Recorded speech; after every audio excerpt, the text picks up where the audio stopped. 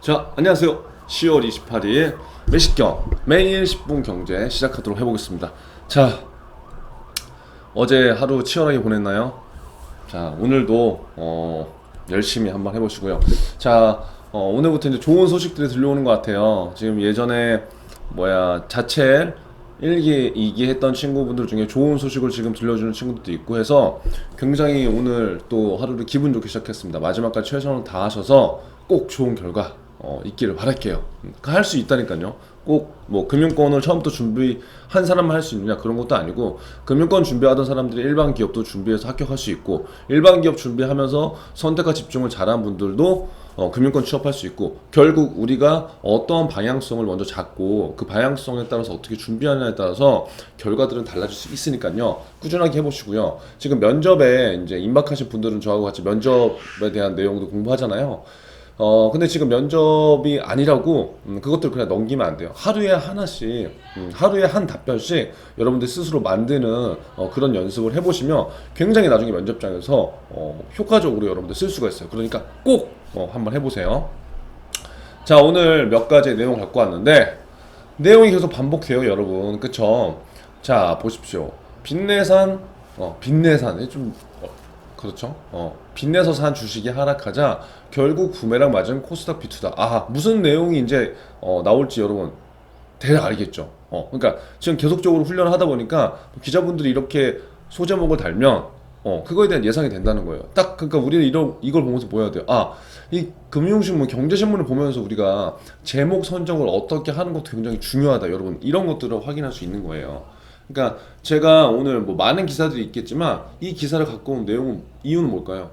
제가 여러분들하고 하기 전에 이 기사 못 읽는다고 했잖아요. 그럼 저도 대략 이런 내용이 유추될 거다. 그래서 그 중에서 조금 더 끌리는 제목을 갖고 온 거예요. 자소서의 소제목 구성도 거의 뭐 똑같다는 거죠. 비슷하다는 거죠. 그렇기 때문에 뭐 이렇게 기자분들이야 좀 자극적으로 소제목을 다뤄줘야 되겠지만, 여러분들 자소서는 내가 쓴 본문의 내용을 함축적으로 요약할 수 있을 정도의 소제목이면 괜찮다. 그러니까 그것 때문에 너무 머리 아파하지 마세요. 자, 한번 봅시다. 코로나로 코스닥 상승을 이끈 개인들이 27일 어제죠, 주식을 대량으로 내다 팔았다. 그러면 현재의 변동성 시장, 그다음 B2 영끌한 시장에 대한 분위기 여러분들 지금 저랑 같이 공부했으니까 알고 있죠. 그럼 그러한 상황에서 어제 주식을 대량으로 내다 팔았다. 뭐냐?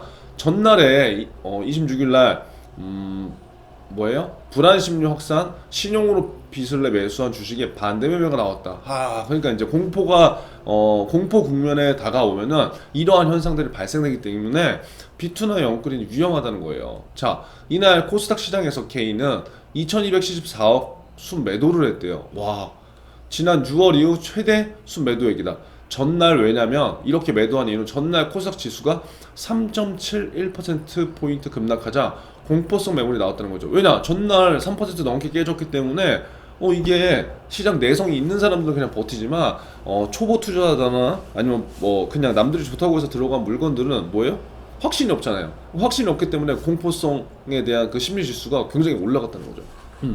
그리고 그동안 B2로 투자한 반대 매매도 일어나고 있다. 자, 굉장히 위험한 거죠. 그래서 유탁매매 미수금 대비 실제 반대 매매 금액, 와, 반대 매매 이렇게 되네요. 유탁매매 미수금 대비 실제 반대 매매 금액은 4분기 들어 26일까지 2,705억이다. 26일에 가장 많은 223억 했고요. 1조 원 넘을 거라는 것이 된 거예요. 자, 코로나 회복 장세가 펼쳐진 그 장세가 있었잖아요. 그때는 반대매매가 많지 않았는데 최근에 어떻게 돼요? 반대매매가 많이 일어나고 있다. 특히 연말 3억 원 대주주 양도세 회피를 위한 매도 물량. 그러니까 이게 지금 또 이슈가 된 게 대주주 그 기준 요건을 지금 홍남기 경제부총리께서 변경한다고 해서 지금 굉장히 난리가 났죠. 그렇죠?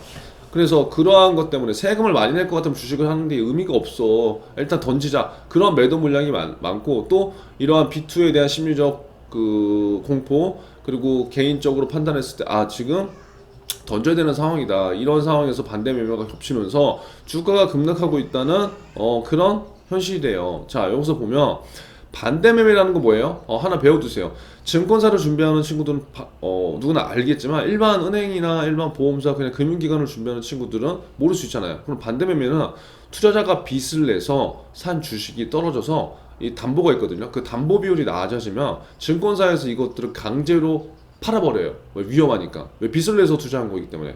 그래서 그 빚을 회수하는 거예요. 예를 들어서 이거 보세요. 얘까지는 제가 설명 안 해드릴 테니까.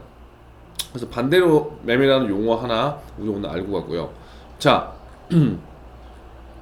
쭉 보세요.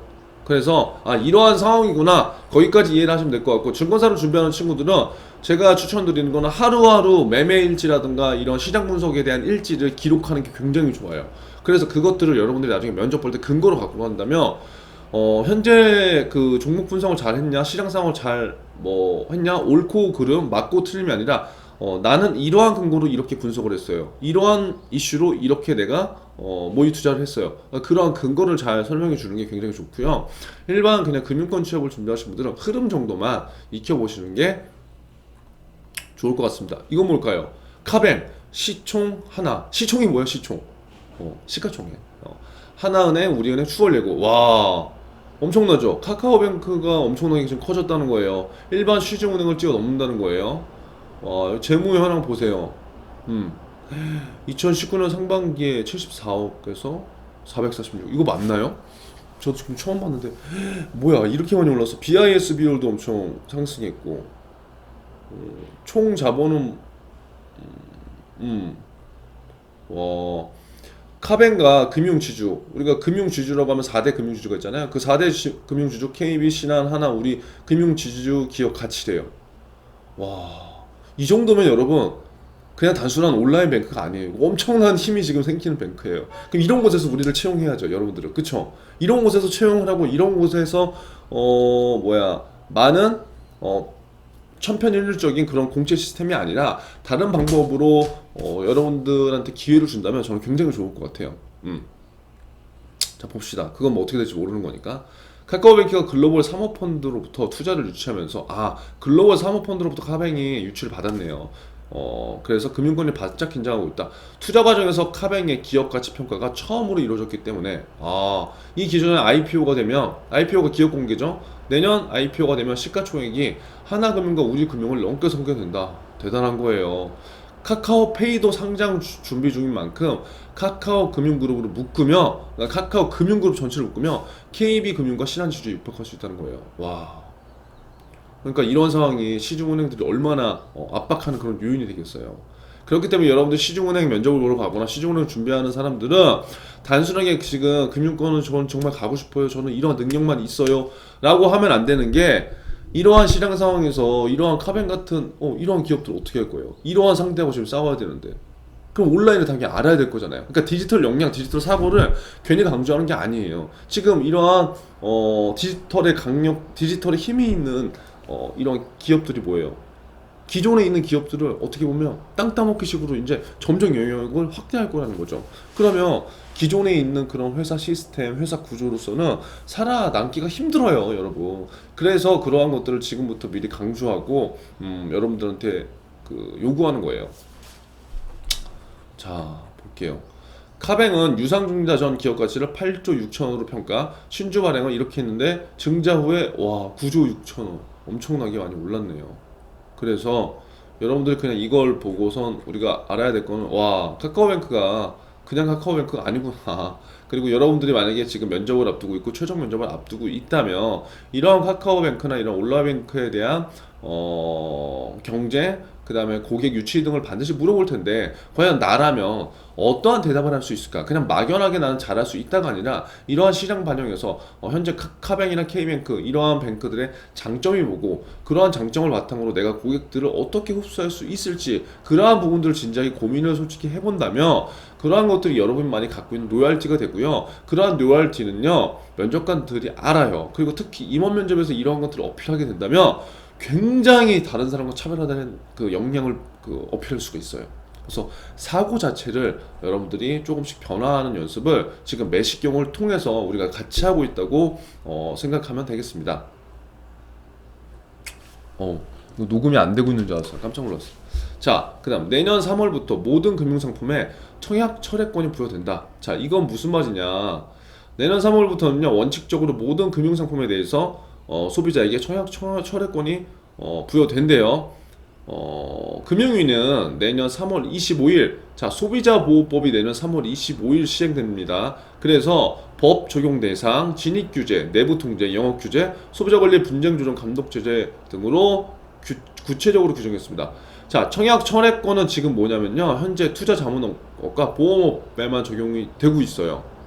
이건 뭐냐면 청약 철회라는 거는 고객들이 어떠한 상품, 예를 들어서 뭐 투자자문 관련된 어떠한 상품들, 그 다음에 보험 상품들 이렇게 가입하면은 전화가 이제 콜센터나 이런 거를 토대로 해서 오죠. 근데 콜센터에서 전화를 해서 내가 그 얘기를 듣고 가입했어요 하더라도 본인이 이 상품을 가입해서 지금 아마 30일 정도 될걸요? 고객이 그 철회할 수 있는 게. 그러니까 내가 예를 들어서 30일 정도 그 기간 안에 이 상품이 진짜 들었는데 좀 찝찝해, 그리고 좀 아닌 것 같다라고 하면 언제든지 내가 이 계약을 취소할 수 있다는 거, 취소.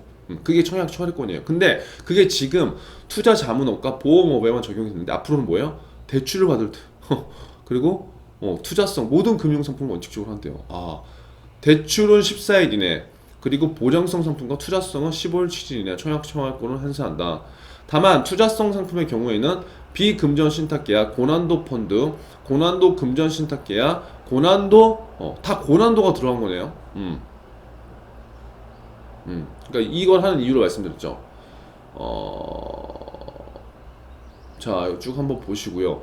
대리 중개업자의 광고 규제 역시 강화한다. 이건 뭐냐면 대리 중개업자의 금융상품 광고는 원칙적으로 금지하고 직판업자의 승인이 있는 경우에 허용한다. 다만 네이버 통장 광고 등에서 보듯 대리 중개업자나 연간 부각해 오해나, 아무튼 결론은 소비자를 보호하기 위해서 이러한 강화된 조건을 해야 된다는 건데, 이 청약 철회 제도라는 것을 여러분들이 잘 확인할 필요가 있어요. 그러니까 이건 뭐냐면 금융당국에서, 금융위원회에서 소비자 보호라든가 계속 지금 나오고 있는 라임 데이레프, 이런 옵티머스 이런 사태를 보고, 옵티머스는 제약이겠죠.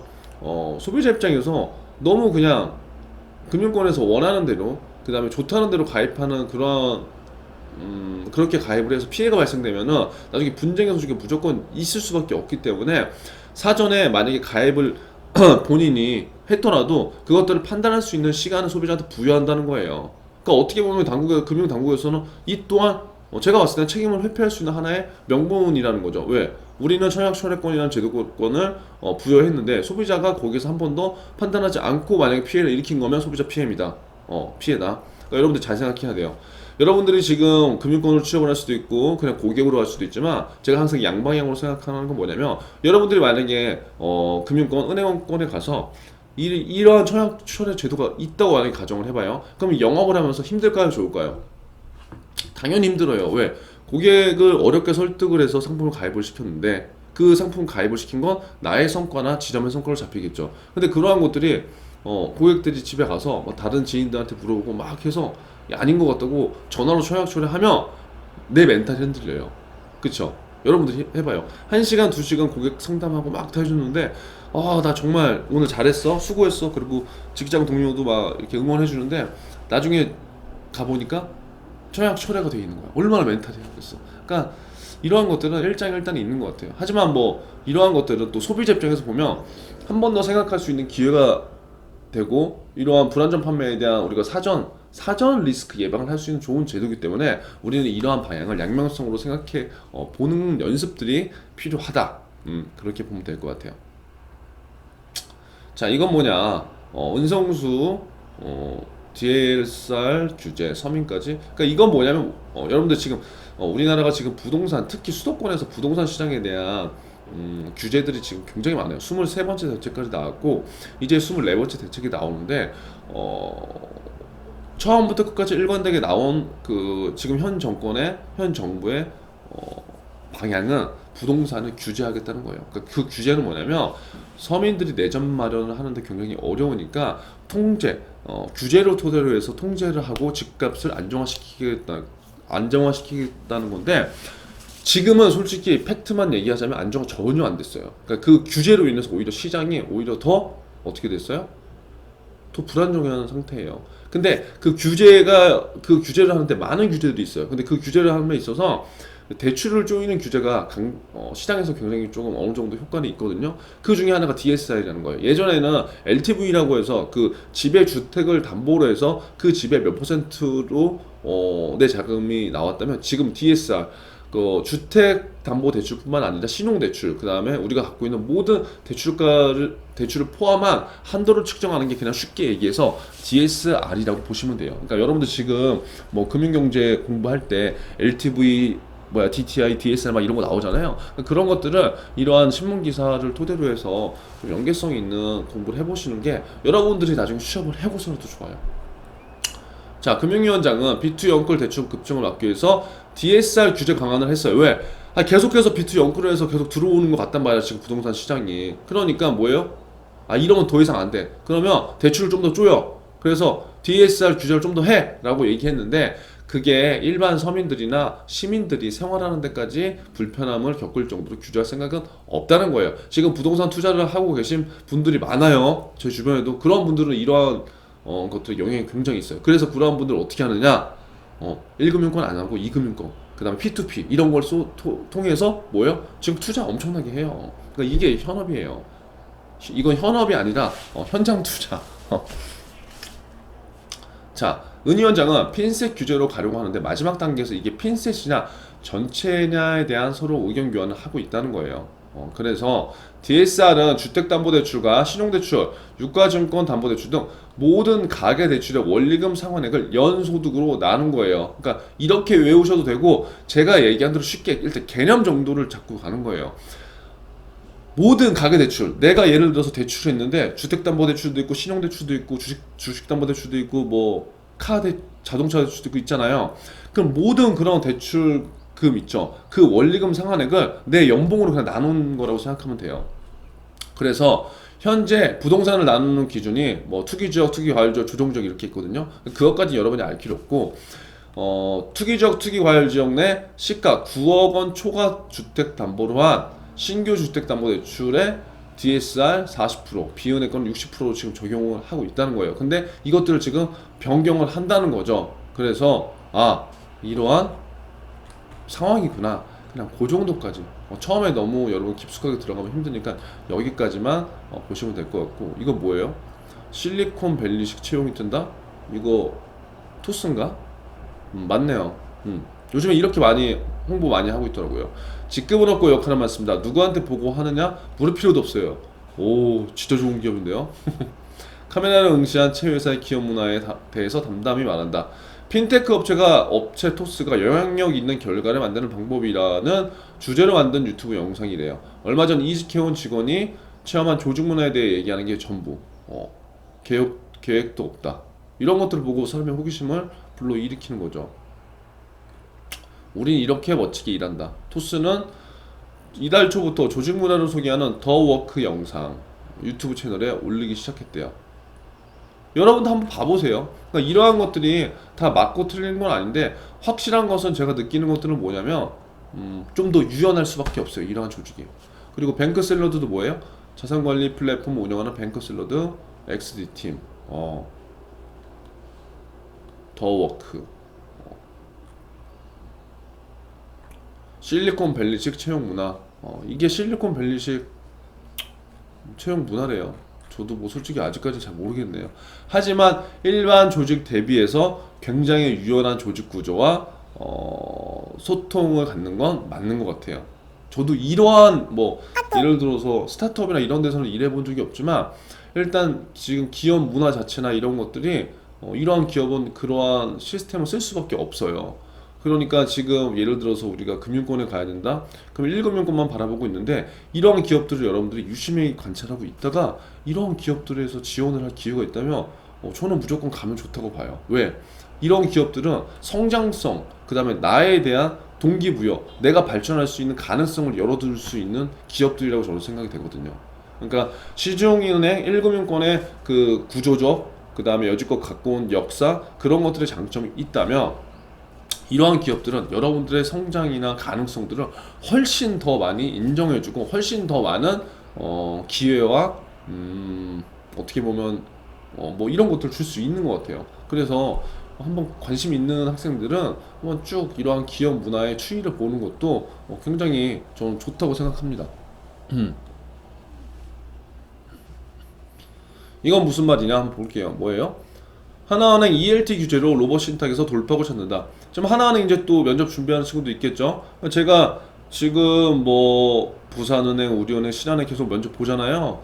제가 친구들하고 계속 뭐 줌으로도 면접하고 있고 학생들 갔다 온 얘기 듣는데 역시나 중요한 거 답변 하나하나 다 중요하겠지만 그 기업에 대한 로열티를 어떻게 갖고 가느냐. 이건 일반 기업도 마찬가지예요. 그래서 그 이슈를 꾸준하게 공부해야 된다는 거예요. 자, 하나은행이 신탁 경쟁력 강화를 위해 로봇 어드바이저 자문을 받는 상품을 선보였다. 자, 그럼 이걸 토대로 해서 이걸 몰랐던 사람들은 찾아봐야 돼요. 자, 주가연계 신탁, ELT 발행 잔액 규제 등으로 위축된 신탁 부분 돌파구를 찾으려는 노력의 일환이래요. 자, 왜요? ELT에 대한 규제가 들어갔었죠. 그래서 이러한 신탁 부분에 있어서 너무 수익이 안 나면 안 되니까 하나은행이 자체적으로 이런 로봇 어드바이저를 토대로 해서 경쟁력을 지금 강화하고 있다는 거예요. 하나은행은 최근 자산 배분형 EMP 신탁을 선보였다. 하나은행 신탁부가 로봇 어드바이저 투자 자문 업체인 여기에 ETF를 담아 운용한다. 최소 가입 금액은 1,000만원, 지정 오프라인에서 가입이 가능하고요. 하나은행은 신탁 경쟁력 강화를 위해 이번 상품에 공을 들였대요. 공을 들였으니까 여러분들이 알고 있다면 면접에서 도움이 되겠죠. 도움이 되겠다는 건 관심을 어필할 수 있고, 관심을 어필할 수 있다는 건 로열티를 증대시킬 수 있는 하나의 방안이 되겠죠. 근데 그러한 것들이 그냥 이 내용 하나만 알고 있느냐? 그건 아니고 이 내용을 여러분들이 보고 이 내용에 대해서 공부하고 이 내용에 대해서 여러분들이 갖고 있는 연계성을 찾아야 된다는 거예요. 자, 퀀텍 투자 자문과 손을 잡고 상품 출시를 준비했다.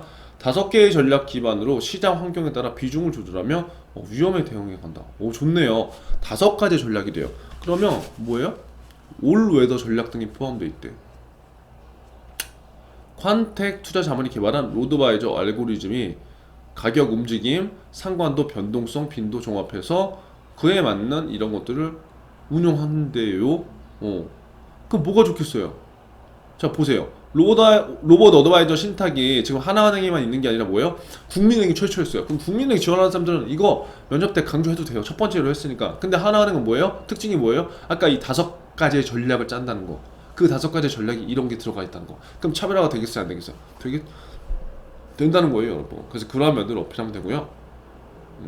지난해 DLS 편입한 신탁 판매 여파로 그때 우리은행과 하나은행이 많이 좀 피해를 봤죠. 은행 신탁부의 주력 상품이 ELT 판매에 어려움을 겪게 됐기 때문에 이러한 상품을 지금 만들었다는 거예요. 그래서 결론은 하나은행에서도 수익이 어려우니까 이러한 수익을 창출하기 위해서 이러한 노력들을 한 거고요. 이러한 것들 여러분들 안다면 도움이 되겠죠. 그래서 이러한 내용까지 여러분들이 잘 보시면 좋을 것 같습니다. 자, 그래서 오늘 또 힘차게 달리시고요. 궁금한 사항은 언제든지 남겨주시고요.